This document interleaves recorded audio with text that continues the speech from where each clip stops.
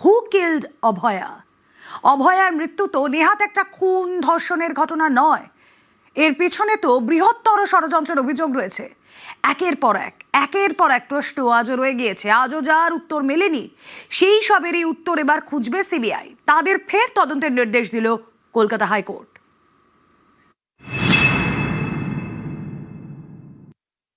আগের সরকার যেভাবে অভয়ার কেসকে ধামাচাপা দিয়ে আসল দোষীদের আড়াল করে যে আইন নিজের হাতে তুলে নিয়ে সমস্ত বাংলার মা বোনেদের প্রতারণা করেছে, একটা মহিলাদের উপর আক্রমণ, একটা প্রাতিষ্ঠানিক দুর্নীতি, সব খাতা খোলা হবে, অপেক্ষা করুন।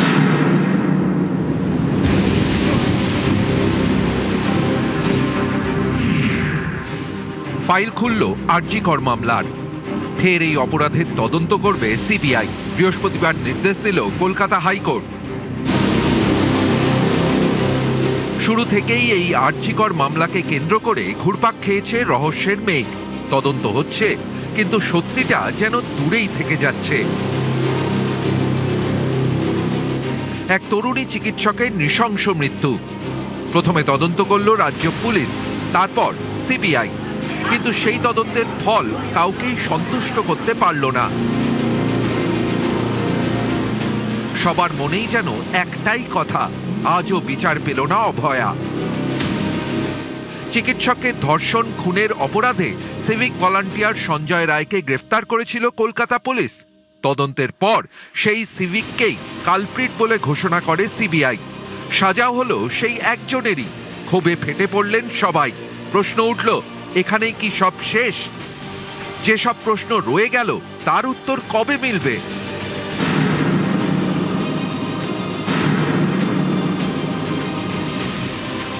চরম নৃশংসতার নজির দেখা গিয়েছিল আরজি করের ঘটনায়।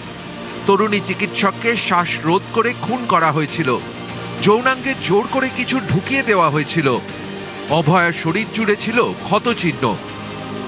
একাধিক জায়গায় জমাট বেঁধেছিল রক্ত। অভয়ার মা বাবা বারবার প্রশ্ন তুলেছিলেন, এমন নৃশংস অপরাধ কি একজনের পক্ষে করা সম্ভব? তাও সে নাকি ছিল মত্ত অবস্থায়। এখানেই শেষ নয়, একাধিক চাঞ্চল্যকর তথ্য উঠে আসে আরজি কর কাণ্ডে। অভিযোগ, আরজি করে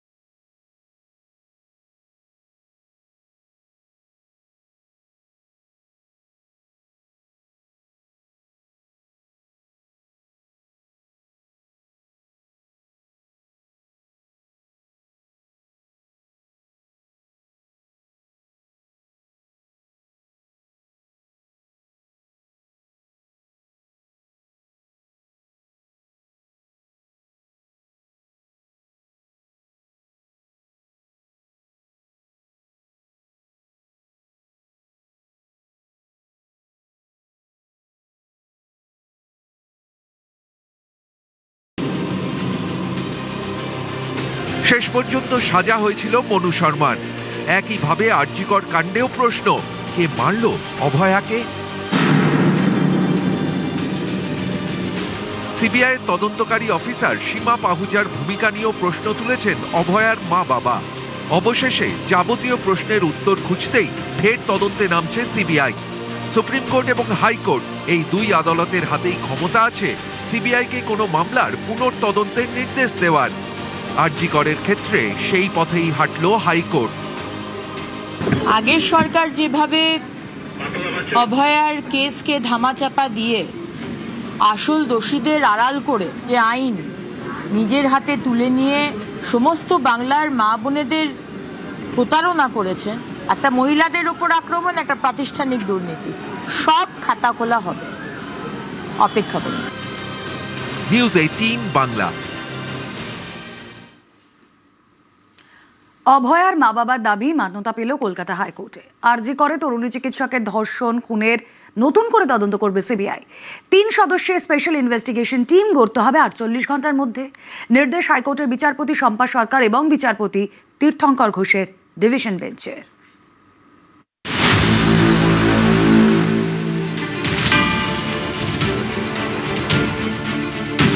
2024-এর 9ই অগস্ট আরজি করে তরুণী চিকিৎসককে ধর্ষণ খুন, তোলপাড় গোটা দুনিয়া।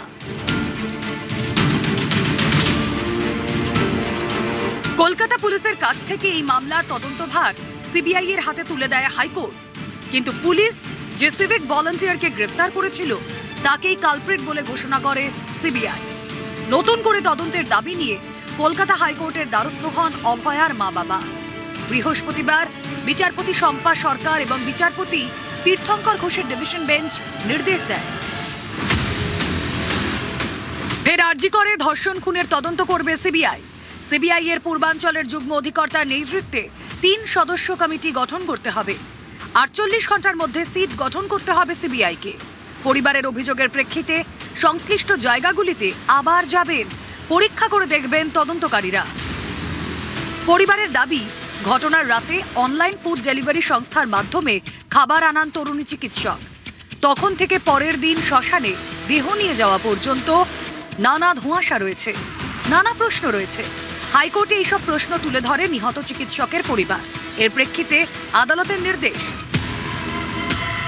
ডিনার থেকে শ্মশানে যাওয়া পর্যন্ত পুরো ঘটনাক্রম খতিয়ে দেখবে সিট। তথ্য প্রমাণ লোপাটের অভিযোগও খতিয়ে দেখবে।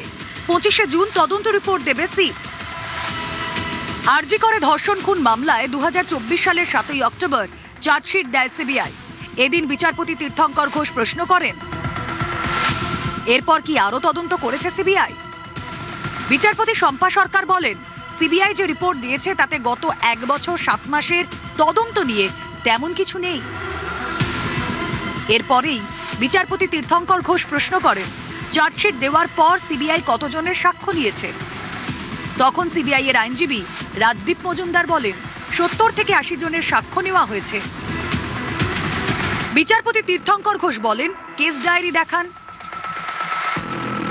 শুনানিতে সিবিআই এর আইনজীবী বলেন, ওই সময় তদন্তের সব দিক খতিয়ে দেখে সিবিআই। তখন বিচারপতি শম্পা সরকার বলেন, সিবিআই রিপোর্টে ত্রুটি বিচ্যুতি আমাদের নজরে এসেছে। এর জবাবে সিবিআই এর আইনজীবী বলেন, ত্রুটি বিচ্যুতি হয়ে থাকলে তা পুলিশ এবং হাসপাতাল কর্তৃপক্ষের। সওয়াল জবাব শেষে সিবিআইকে ফের আরজিকর মামলার তদন্ত করতে নির্দেশ দিল কলকাতা হাইকোর্ট। শুরু হলো বিচারের নতুন অধ্যায়। নিউজ 18 বাংলা। ভোটের প্রচারে গরম মন্তব্য। পালা বদলের পর গ্রেফতারের আশঙ্কায় হাইকোর্টে অভিষেক বন্দ্যোপাধ্যায়। রক্ষা কবচ দিলেও অভিষেককে নীতি শিক্ষা দিল আদালত। আমরা গতবারও আরামবাগ হেরেছিলাম, গোঘাট হেরেছিলাম, খানাকুল হেরেছিলাম, পুরসুরা হেরেছিলাম, কিন্তু উদারতা পার পেয়ে গেছিলে। এবার আমি নিজে দায়িত্বে থাকবো। 4 তারিখ 12টার পরে কোন জল্লাদের কত ক্ষমতা আর কার দিল্লির বাবা কাকে বাঁচাতে আসে আমি 4 তারিখ দেখব। এই মন্তব্যের জন্যই মামলা। যে মামলায় গ্রেফতারির আশঙ্কায় রক্ষা কবচ চেয়ে আদালতে গিয়েছিলেন অভিষেক বন্দ্যোপাধ্যায়। বৃহস্পতিবার মামলার শুনানি ছিল। অভিষেককে রক্ষা কবচ দিল আদালত। একই সঙ্গে ডায়মন্ড হারবারের তৃণমূল সাংসদকে নীতি শিক্ষাও দিলেন বিচারপতি সৌগত ভট্টাচার্য। এদিন বিচারপতি প্রশ্ন করেন, 3 বারের সাংসদ, তৃণমূলের সর্বভারতীয় সাধারণ সম্পাদক, তিনি কেন এমন দায়িত্বজ্ঞানহীন মন্তব্য করলেন? কেন ভোটের আগে এমন মন্তব্য করলেন? সর্বভারতীয় সাধারণ সম্পাদকের মুখে এমন মন্তব্য কি করে? জবাবে আইনজীবী কল্যাণ বন্দ্যোপাধ্যায় বলেন, ভোটের আগে কিছু ঘটনা ঘটেছিল, হয়তো তারই প্রেক্ষিতে এমন মন্তব্য। বিচারপতি সৌগত ভট্টাচার্য ফের প্রশ্ন করেন, সর্বভারতীয় নেতা কেন এমন মন্তব্য করবেন? আইনজীবী কল্যাণ বন্দ্যোপাধ্যায় বলেন, রাজনৈতিক দলের সভা থেকে স্বরাষ্ট্রমন্ত্রীও উস্কানিমূলক মন্তব্য করেন। তখন বিচারপতি ভট্টাচার্য বলেন, অন্য কারো বিষয়ে এখানে আলোচনা হচ্ছে না, আপনি আদালতে এসেছেন, তাই আপনাকে প্রশ্ন করা হচ্ছে, সর্বভারতীয় সম্পাদক এমন মন্তব্য করেন কি করে? তারপর চৌঠামে ফলাফল অন্যরকম হলে তখন কি হতো? জবাবে কল্যাণ বন্দ্যোপাধ্যায় বলেন, সম্পূর্ণ শান্তি। বিচারপতি সৌগত ভট্টাচার্য বলেন, রাজ্যের ইতিহাস তা বলে না। তখন আইনজীবী কল্যাণ বন্দ্যোপাধ্যায় বলেন, রাজ্যে রাজনীতির ইতিহাস শুরু হয়েছে 1967 থেকে, 2021 থেকে নয়। 2026 থেকে রাজনীতির ইতিহাসে কিছুটা পরিবর্তন হয়েছে। তখন বিচারপতি সৌগত ভট্টাচার্য বলেন, ইয়েস, পশ্চিমবঙ্গের ইতিহাস অন্য কথা বলছে। তার কাছ থেকে এমন মন্তব্য আশা করা যায় না। তিনি বিচক্ষণ মন্তব্য করবেন, এটাই তো হওয়া উচিত। গণতান্ত্রিক দেশে যে কোনো দল জিততে বা হারতে পারে, একজন সাংসদের কি এমন মন্তব্য করার দরকার আছে? তখন আইনজীবী কল্যাণ বন্দ্যোপাধ্যায় বলেন, 2000 তৃণমূল কর্মী ঘরছাড়া, 200 বাড়ি পুড়েছে, 10 জন তৃণমূল কর্মী খুন হয়েছেন। এই বুলডোজার প্রশাসন তো আমরা দেখছি। তখন অতিরিক্ত অ্যাডভোকেট জেনারেল রাজদীপ মজুমদার বলেন, এ ধরনের অভিযোগ হলে প্রাথমিক তদন্তে প্রয়োজন আছে, তদন্ত চালিয়ে যেতে চাই। আইনজীবী কল্যাণ বন্দ্যোপাধ্যায় বলেন, 15ই মে তথ্য পেয়েছেন, কি তদন্ত করেছে পুলিশ? সওয়াল জবাব শেষে বিচারপতি সৌগত ভট্টাচার্য নির্দেশ দেন, 30 জুলাই পর্যন্ত অভিষেক বন্দ্যোপাধ্যায়কে রক্ষা কবচ দেওয়া হলো। নোটিশ দিয়ে অভিষেককে ডেকে পাঠালে তাকে তদন্তে সহযোগিতা করতে হবে। আদালতের অনুমতি ছাড়া বিদেশ যেতে পারবেন না। 48 ঘন্টা আগে নোটিশ দিতে হবে অভিষেককে। আমরা কোর্টের থেকে প্রোটেকশন চেয়েছিলাম, কারণ আমাদের এটা মনে হচ্ছে এটা রাজনৈতিক উদ্দেশ্য প্রণোদিতভাবেই কমপ্লেনটা করা হয়েছে, এবং কোর্ট ওনাকে প্রোটেকশন দিয়েছে যে ওনার এগেন্সটে কোনো কোয়ার্সিভ অ্যাকশন নেওয়া যাবে না, অ্যারেস্ট করা যাবে না। আর ইনভেস্টিগেশন যেমন চলবে, ওনার যা পুলিশের যা ওনার থেকে জানার থাকবে সেটা পুলিশ জানতে পারে, কিন্তু নোটিশ দিলে 48 আওয়ার্সে 48 ঘন্টার নোটিশ ওনাকে দিতে হবে, এবং তারপরে উনিকে কমপ্লাই করবেন। মাননীয় মহামান্য আদালত অন্তত 3 বার এই মন্তব্য করেছেন যে এরকম সুপার পাওয়ার পোস্টে এবং এই রকম ব্যক্তিত্ব হওয়া পরেও ইনি এই ধরনের উস্কানিমূলক মন্তব্য কীভাবে করলেন, ওনার কাছেও এটা আশ্চর্যের ব্যাপার। এবং এই তদন্ত হওয়া উচিত। বিএনএসের সেকশন অনুযায়ী ওনাকে 48 ঘন্টা আগে নোটিশ দেওয়া হবে।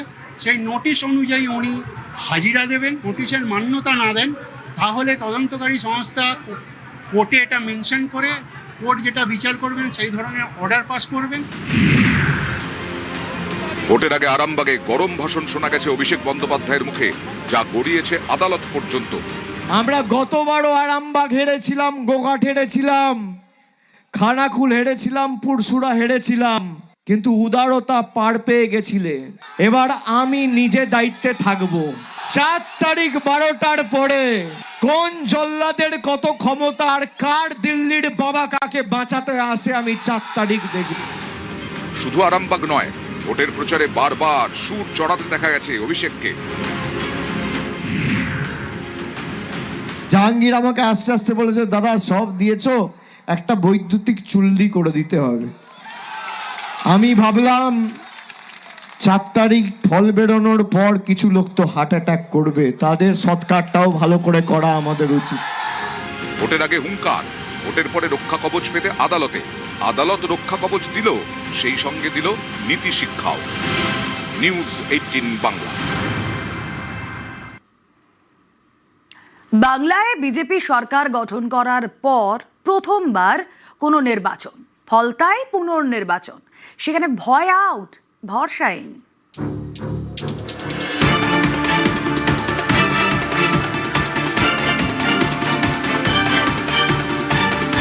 আমাদের ভরসা একদম দিল খুলে ভোট দিয়েছি একেবারে। এই ফলতায় ভোটের 2 দিন আগে পালিয়ে যান স্বঘোষিত পুষ্পা ওরফে জাহাঙ্গীর খান। আদাসেনার ঘেরাটোপে উৎসবের মেজাজে তাই ভোট দান হলো। সেজে গুজে বুথে পৌঁছে গেলেন মহিলারা। সকলের মুখেই ওই এক কথা, ভয় আউট, ভরসা ইন। আর বেতাজ বাদশা পুষ্পা, তার তো দেখা নেই। অফিসে তালা। শেষ বেলায় ভোট দিলেন জাহাঙ্গীরের স্ত্রী।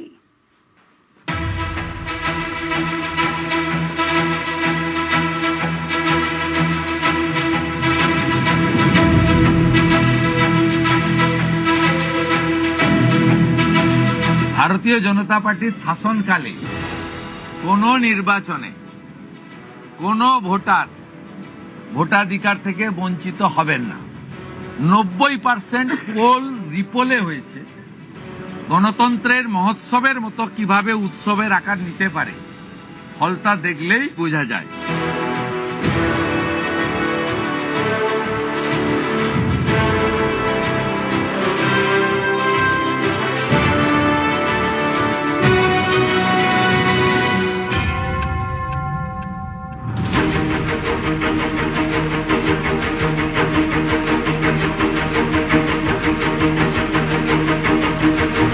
গত 29 তারিখের পর আজ ফলতা বিধানসভার পুনর্নির্বাচন, আর একেবারেই এই এলাকার সাধারণ মানুষরা তারা ভয় কাটিয়ে বুথমুখী হয়েছে সকাল থেকেই।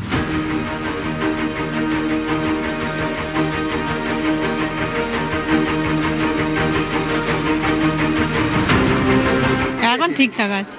আগে কি সমস্যা ছিল?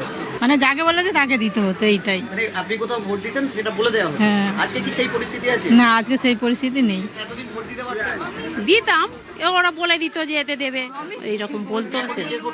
হ্যাঁ হ্যাঁ, আমি এই ফার্স্ট টাইম ভোট দেব। কি পরিস্থিতি এখানে? এখন সব ঠিকঠাকই আছে। ভয়ের কোনো না না, ভয়ের কোনো এখন আর কোনো কারণ নেই।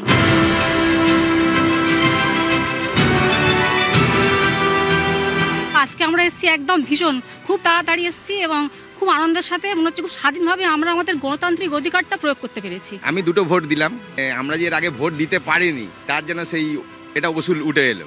প্রথমটা ভয়যুক্ত ভোট ছিল, আর সেকেন্ড ভোটটা আমরা ভয় মুক্ত হয়ে ভোট দিলাম। আগে নিজের ইচ্ছা মতো স্বাধীনভাবে ভোট দিতে পারতাম না, এখন সেটা পারছি। যাকে ইচ্ছা তাকে ভোট দিয়েছে, এই প্রথম।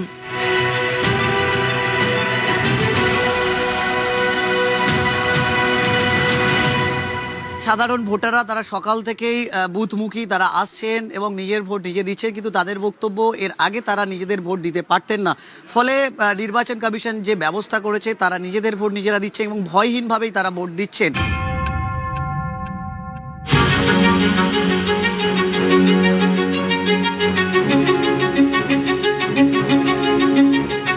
ফলতা অবৈতনিক প্রাথমিক বিদ্যালয়, এই বুথ কেন্দ্রে দেখলে মনে হবে যে কোনো আমরা অনুষ্ঠান বাড়ি এসেছি।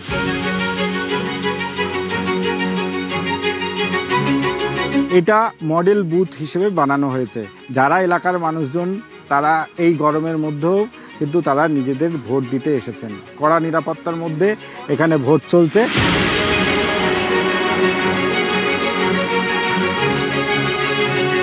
খুব আনন্দ ভোট দিয়ে, এতদিন পরে আমরা স্বাধীনতা পেয়েছি। আমরা কথা বলতে পারতাম না ভালো করে, বাইরে বেরোতে পারতাম না। খুব খুশি আমরা, ভয় আউট, ভরসা ইন। খুব আনন্দের সাথে ভোট দিয়েছি। 15 বছর বাদে খুব শান্তিপূর্ণভাবে আমরা ভোট দিয়েছি। না হলে তো এতদিন ভোট দেওয়াই তো আমাদের চলে গেছিল না। পুষ্পাপ ঝুঁক গে হ্যাঁ, নির্ভয়ে ভোট দিচ্ছি। ফলতাই স্বাধীনতা ফিরে এসেছে।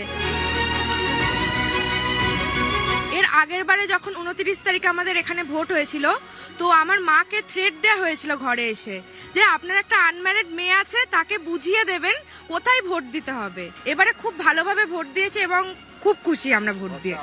একদম ভয় আউট, ভরসা ইন। এই যে ভোট গ্রহণ কেন্দ্রে যারা ভোট দিতে আসছেন, অনুষ্ঠান বাড়িতে যেমন তারা আসেন এবং আনন্দ করেন, তেমনই কিন্তু এই ভোট গ্রহণ কেন্দ্রে তারা ভোট দিচ্ছেন এবং তারা জানাচ্ছেন ভয় আউট, ভরসা ইন।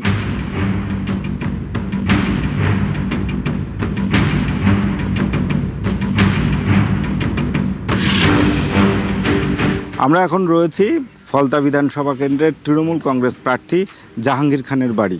ইতিমধ্যেই তিনি জানিয়েছেন যে এই নির্বাচন থেকে তিনি সরে দাঁড়িয়েছেন, কিন্তু এই মুহূর্তে দেখা যাচ্ছে তার বাড়িতে তালা বন্ধ রয়েছে। বাড়িতে কেউ আছেন? ভিতর থেকে তালা বন্ধ, কিন্তু বাইরের তালা খোলা রয়েছে। কি ভিতর থেকে তালা বন্ধ করে। জাহাঙ্গীরদা বাড়ি আছেন? জাহাঙ্গীরদা, জাহাঙ্গীরদা বাড়িতে আছেন? না, কোনো রকম তার সাড়া মিলছে না। এই যে জাহাঙ্গীর খানের বাড়ি, তার বাড়ির থেকে ঢিলছোড়া দূরত্বে যে স্কুল, সেই স্কুলেই চলছে ভোট গ্রহণ কেন্দ্র। এই স্কুলের পিছনেই তার বাড়ি, তবে এখনও পর্যন্ত তার দেখা মেলেনি। সকাল থেকেই দেখা গিয়েছে পুরুষ ও মহিলা উভয়েই কিন্তু এই স্কুলে তারা ভোট দিতে আসছেন। নির্বিঘ্নে চলছে ভোট।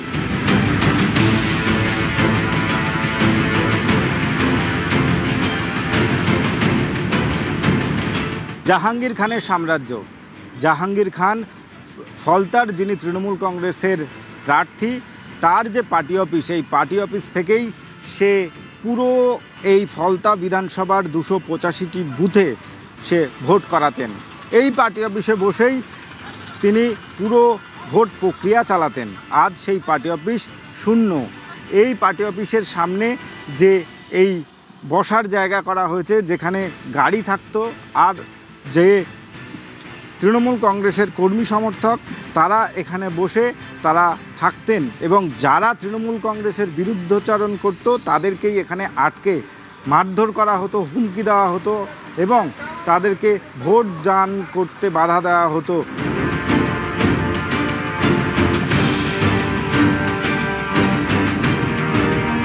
পুনর্নির্বাচনের দিন সকাল থেকেই আমরা পুষ্পার খোঁজ করেছিলাম, কিন্তু পুষ্পার খোঁজ মেলেনি।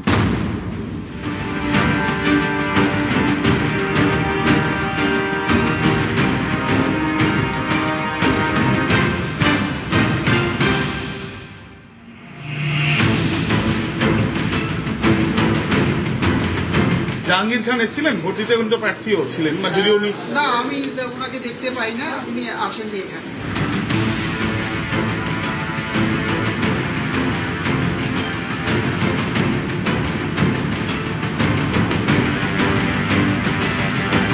ভারতীয় জনতা পার্টির শাসনকালে কোন নির্বাচনে কোন ভোটার ভোটাধিকার থেকে বঞ্চিত হবেন না। 90% পোল রিপোলে হয়েছে। গণতন্ত্রের মহোৎসবের মতো কিভাবে উৎসবের আকার নিতে পারে ফলটা দেখলেই বোঝা যায়।